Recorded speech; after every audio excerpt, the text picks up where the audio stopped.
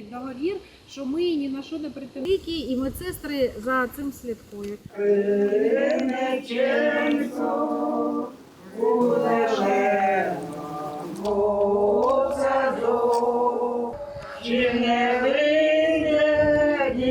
Коли війна почалась, я взагалі була за кордоном.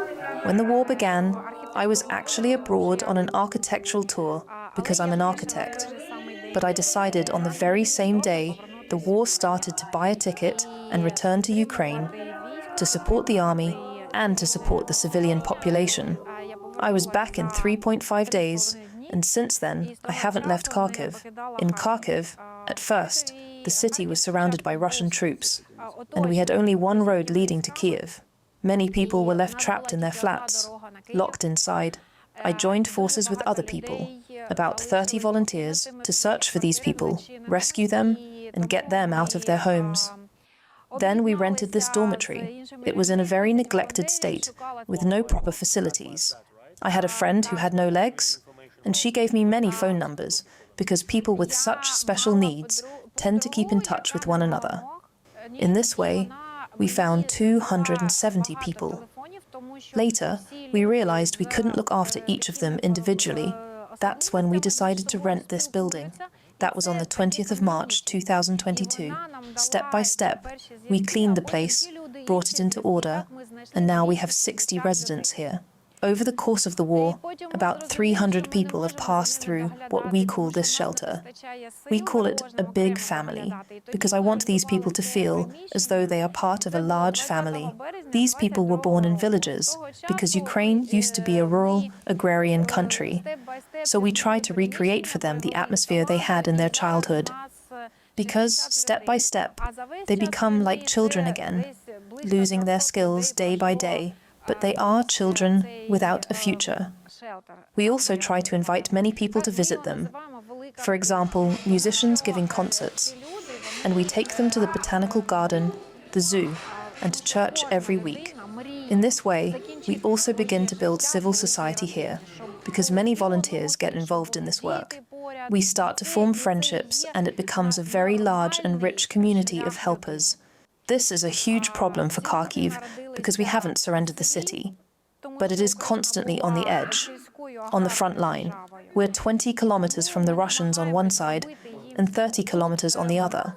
We have 500,000 internally displaced people, 130,000 of them elderly or with special needs, and 30,000 of them in need of round-the-clock care. In Kharkiv, there are only 8 facilities that can provide this kind of care. Before the war, they had 3,000 residents in total.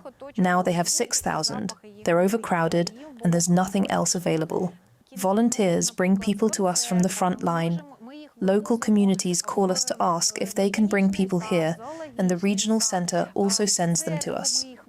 Every foundation, I've realized, helps once, for the sake of making a picture, telling the story of how good they are. But this continuity, keeping it going endlessly, is very hard. We have 15 staff members who lost their jobs during the war and found work here. They're very responsible, and we're deeply grateful that they care for our elderly residents, that they treat them with attention, respect, and empathy, real empathy, which is so important for us. The main thing is to give people maximum independence, to teach them to walk with crutches, or to move independently in a wheelchair. And I have a studio that designed this territory you see here. It's 1.3 hectares. I believe that if we build more accommodation to European standards, plus a restaurant, library, and administrative building, we could rent out rooms to people who can afford it. With that income, we could support those with very small pensions and no family to care for them. Дуже важко, і треба якось, я думаю, знаходити, рішення цієї проблеми.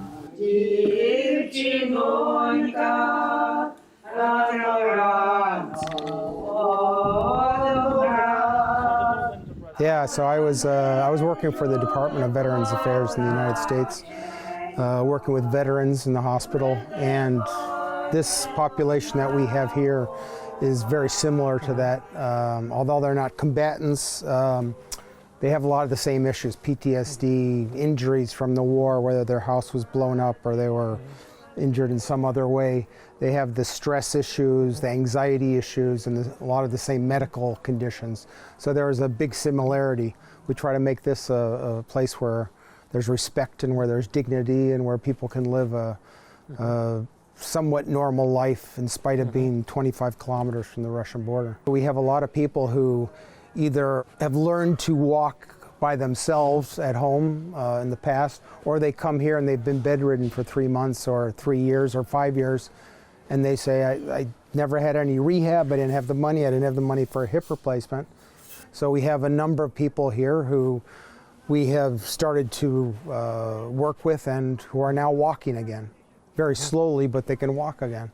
We'd start doing stuff, there's not a word spoken, and he knows all the exercise, and then we're doing stuff with weights and bands, and we're working the biceps, and we're working the triceps, and we're working the shoulders, and we're working the chest, and the forearms, and the legs, doing things with the legs. You don't really need words for that. So you don't need words for that, and it's very smooth, and we chat about different things, and we use Google Translate, but it's a workout session for 30 minutes where he gets a great workout and he knows exactly what to do because we've been doing it for 2.5 years. Now, when someone new comes in and they have had a hip fracture that was not repaired, or they've had a stroke and they've never had any rehab and they haven't been out of bed for 5 years. Now I brought weights, I brought different supplies. I've had a bunch of donors in the United States who said, hey, we want to be a part of this. We're going to get you exercise bands, we're going to get you wrist weights, we're going to get you devices for foot drop. It's great, being able to be productive and change someone's lives like this is just it's an incredible thing. Here, they're getting something that they have not gotten in the past, and that's people paying attention to them and saying, "Yeah, you've got this issue. Let's work on it. Let's figure it out. It doesn't matter if you don't have any money. Yeah. Let's figure this out. Let's make it work. Let's get your life back together again."